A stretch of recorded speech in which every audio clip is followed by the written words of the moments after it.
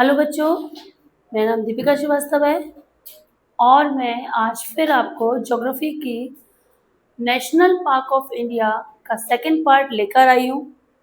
हमने first part में mostly national park को समझा था। कुछ नेशनल पार्क के नेम भी हमने जाने थे। हमने मध्य प्रदेश स्टेट वाइज भी नेशनल पार्क को समझा था। जैसे कि मध्य प्रदेश में 12 नेशनल पार्क थे, उनको बताया था हमने one by one.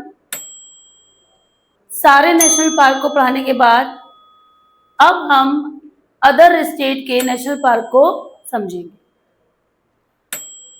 Other state में यानी मध्य प्रदेश में 12 थे, 12 के हमने आपको पूरे नाम बताए थे।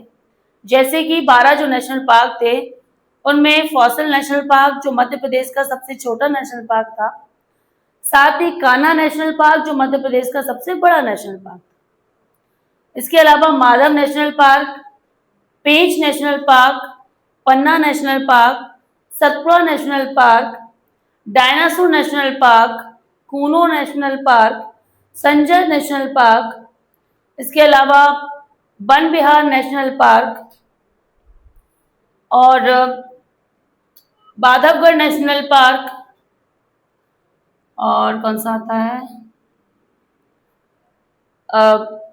फिर से एक बार रिपीट करते हैं जो हमने आपको बता दिए थे सारे national park. Kanha national park, Bandhavgarh national park, इसके बाद आता है माधव नेशनल पार्क, माधव के बाद Panna national park, Satpura national park, Kuno national park, इसके बाद आता है fossil national park, dinosaur national park, इसके बाद आ जाता है वन विहार नेशनल पार्क, इसके बाद आता है वन विहार नेशनल पार्क हो गया, Sanjay Gandhi national park, Sanjay national park, Pench national park, मतलब संजय गांधी जो नेशनल पार्क है वो मध्य प्रदेश और छत्तीसगढ़ के बीच में बना हुआ है, संजय नेशनल पार्क। उसी तरह से जो पेंच नेशनल पार्क है वो मध्य प्रदेश और महाराष्ट्र के बॉर्डर को शेयर करता है। तो इस तरह से आपके पूरे 12 नेशनल पार्क जो हैं वो लगभग क्लियर होते हैं। अब हम आते हैं अदर स्टेट के नेशनल पार्क पे। जैसे कि सबसे पहले हम पढ़ेंगे महाराष्ट्र के नेशनल पार्क, ताडोबा राष्ट्रीय उद्यान। देखिए महाराष्ट्र में सबसे बड़े जो नेशनल पार्क हैं उनमें पेंच नेशनल पार्क जो है वो सबसे बड़ा है और यही पेंच नेशनल पार्क जो है वो मध्य प्रदेश और महाराष्ट्र के बॉर्डर से लगा हुआ है। मध्य प्रदेश का सिमरी छिंदवाड़ा जिला और महाराष्ट्र का नीचे नागौर जिला लगभग इसी में आता है। ताडोबा नेशनल पार्क जो कि मध्य प्रदेश महाराष्ट्र का एक प्रमुख नेशनल पार्क है जिसमें लगभग सभी प्रकार के जानवर हैं। तंसा राष्ट्रीय उद्यान यानी तंसा नेशनल पार्क ये भी महाराष्ट्र का एक फेमस नेशनल पार्क है। पेंच नेशनल पार्क यानी पेंच राष्ट्रीय उद्यान ये टाइगर रिजर्व भी है और मध्य प्रदेश और महाराष्ट्र की संयुक्त परियोजना है। इसके बाद संजय गांधी नेशनल पार्क, इस नाम से 2 नेशनल पार्क बने, एक मध्य प्रदेश में है लेकिन उसका नाम संजय नेशनल पार्क है जो मध्य प्रदेश और छत्तीसगढ़ को बना हुआ है, और ये संजय गांधी नेशनल पार्क है जो केवल महाराष्ट्र में बना हुआ है। नवेगांव राष्ट्रीय उद्यान यानी नवेगांव नेशनल पार्क ये महाराष्ट्र के मुंबई में ही स्थित है और फेमस है। इसके अलावा गुगामल राष्ट्रीय उद्यान यानी गुगामल नेशनल पार्क मध्य प्रदेश के मतलब महाराष्ट्र के पक्षियों के लिए फेमस है। चंदोली नेशनल पार्क यानी चंदोली राष्ट्रीय उद्यान जो है वो यहाँ पे कई तरह की वैरायटियों के पेड़ पौधों के लिए फेमस है।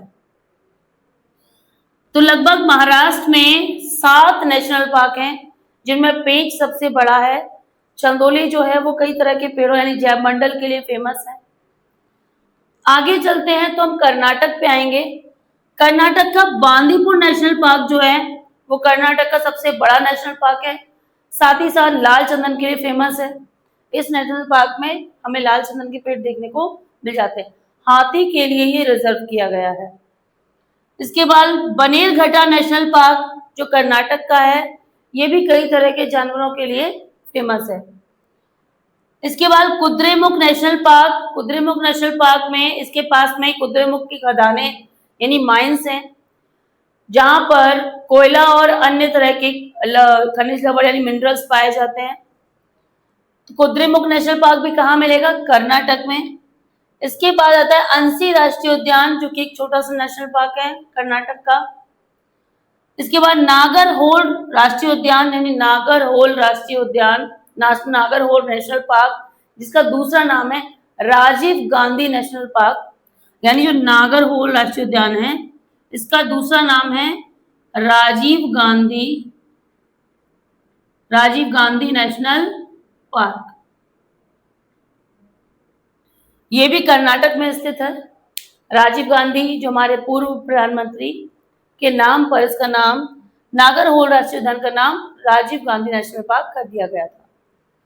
इसके बाद हरिके वेटलैंड, देखो पंजाब में और हरियाणा में ये दो ऐसे राज्य हैं जहां पर पेड़ पौधों की कमी है। यहाँ पर नेशनल पार्क या किसी भी तरह के वाइल्ड लाइफ सेंचुरी बहुत कम देखने को मिलेंगे। खासतौर से पंजाब और हरियाणा को अगर देखें तो यहाँ पर एक एक नेशनल पार्क है।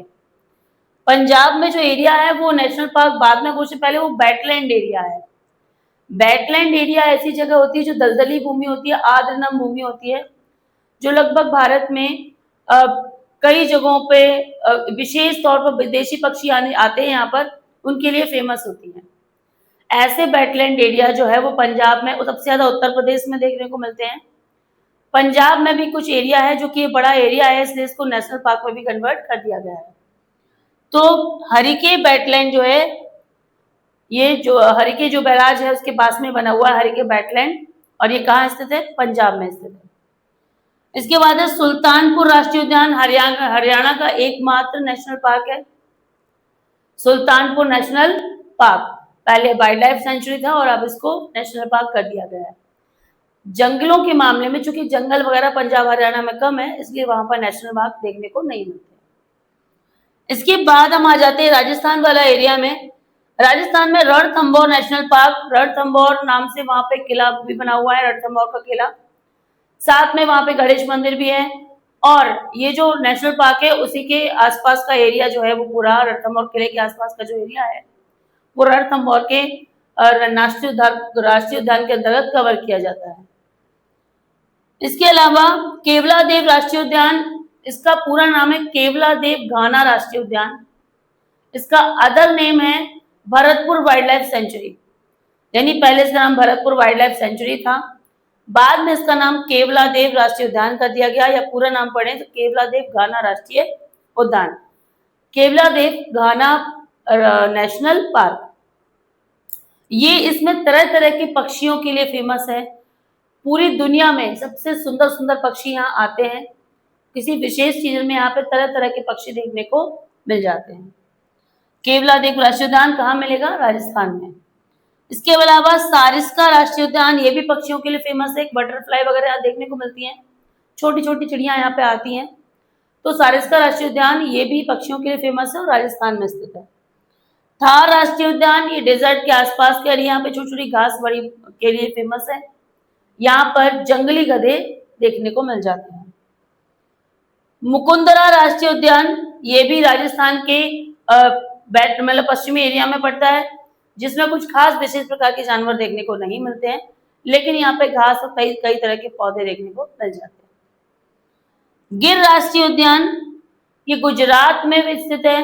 गिर की पहाड़ियों के आसपास का जो एरिया है वो गिर राष्ट्रीय फॉरेस्ट के अंतर्गत आता है। ये जो एरिया है गिर राष्ट्रीय फॉरेस्ट, यहाँ पे एशियन लॉयन पाए जाते हैं, यानी बब्बर शेर के लिए फेमस है गिर फॉरेस्ट। इसके बाद ब्लैक बग राष्ट्रीय उद्यान, यहाँ पे जंगली गधे के लिए फेमस है ब्लैक बग, ये भी गुजरात में मिलेगा। बसंदा राष्ट्रीय उद्यान, ये भी गुजरात में है। यहाँ से छोटी छोटी नदियां जो हैं निकलती हैं, जिनकी खास जानकारी देखने को नहीं मिली है। मरीन समुद्री राष्ट्रीय उद्यान, ये हमने आपको शुरुआत में ही जब चैप्टर समझाया तो बताया था कि मरीन जो राष्ट्रीय उद्यान है, ये जो ऐसा नेशनल पार्क है जिसमें कई तरह की, ये समुद्री नेशनल पार्क है, समुद्र के किनारे बसा हुआ है, खासतौर से रण ऑफ कच्छ के एरिया में आता है। नमकीन एरिया है, तरह तरह के यहाँ पर जीव, जो जंगली जीव हैं, कछुए, इन सब के लिए फेमस है। ये एकमात्र जो है वो समुद्री नेशनल पार्क है, यानी ओशियन नेशनल पार्क है। फिर इसके बाद आता है नामदफा राष्ट्रीय उद्यान। नामदफा जो आपको अरुणाचल प्रदेश में देखने को मिलेगा, नामदफा नाम कि यहाँ पर कई तरह की पहाड़ियां हैं, उनके नाम पर इसका नाम नामदफा पड़ा है। नामदफा नाम पर यहाँ पे पहाड़ियों के पास में कई तरह की विविध मतलब इकोसिस्टम देखने को मिलता है। यहाँ पर जो कहाँ पड़ता है, अरुणाचल प्रदेश में पड़ता है। मॉलिंग राष्ट्रीय उद्यान, ये भी अरुणाचल प्रदेश में देखने को मिलेगा। अरुणाचल प्रदेश में चूंकि पानी की अधिकता है, यानी यहाँ पे पानी काफी है, सफिशियंट है, पर यहाँ पर पॉपुलेशन बहुत कम है, तो पेड़ पौधे देखने को मिल जाते हैं। अपने टूरिज्म के लिए पूरा फेमस एरिया है। मैं इनको दोबारा रिपीट कर रही हूँ, आप एक बार ध्यान से सुनिए। अगर आपको लगता है कोई ट्रिक बना सकते हैं, आप बना लीजिए। अभी मुझे कोई ट्रिक समझ नहीं आई है, इसलिए मैंने कोई ट्रिक नहीं बनाई है। आगे मैं इसमें ट्रिक बनाकर भी आपको शॉर्ट सुनाकर दूंगी। रिपीट करते हैं। ताडोबा, जो कि कहाँ मिलेगा, तो वो ताडोबा हो गए, बिठोबा हो गए, ये सब महाराष्ट्र के हैं। महाराष्ट्र में इस तरह से याद, भगवान को याद किया जाता है। बिठोबा हो गए, तो बिठोबा से ताडोबा याद हो गया, ताडोबा से तंसा याद हो जाएगा, तो ताडोबा तंसा। अब ताडोबा तंसा ये दोनों महाराष्ट्र में मिलेंगे। पेंच आप ऐसे आ सकते हो, मध्य प्रदेश और राजस्थान, महाराष्ट्र की दोनों की संयुक्त है, ज्वाइंट ये जो योजना है, इसलिए फेमस है पेंच। इसके अलावा संजय गांधी, तो संजय गांधी नाम से जगह जगह नेशनल पार्क बने, लेकिन भारत में हमें दो फेमस हैं। एक छत्तीसगढ़ और मध्य प्रदेश की जो संयुक्त परियोजना है, यानी ज्वाइंट मल्टीपर्पज प्रोजेक्ट है। साथ ही साथ अब ये जो है महाराष्ट्र में जो मिलेगा वो संजय गांधी नाम से प्रॉपर मिलेगा। नवेगांव, तो आपने महाराष्ट्र के ज्यादातर एरिया का नाम सुना होगा, गोरेगांव, तो ऐसे याद हो जाएगा Navegaon national park.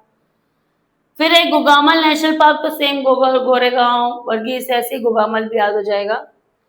Chandoli national park, तो लगभग ताडोबा, तंसा, पेंच, गुगामल, संजय गांधी, चंदोली, ये पूरे नेशनल पार्क हो जाएंगे। यहाँ पे देखिए महाराष्ट्र के हैं, जो 7 नेशनल पार्क जो है महाराष्ट्र के हैं। इसके बाद कर्नाटक के हमें कितने मिलते हैं, 5 राष्ट्रीय उद्यान, यानी 5 नेशनल पार्क जो है वो हमें कर्नाटक के देखने को मिलते हैं। 5 में आ जाएगा आपका बनेरघट्टा, बांदीपुर, कुद्रेमुख, अंसी और नागरहोल।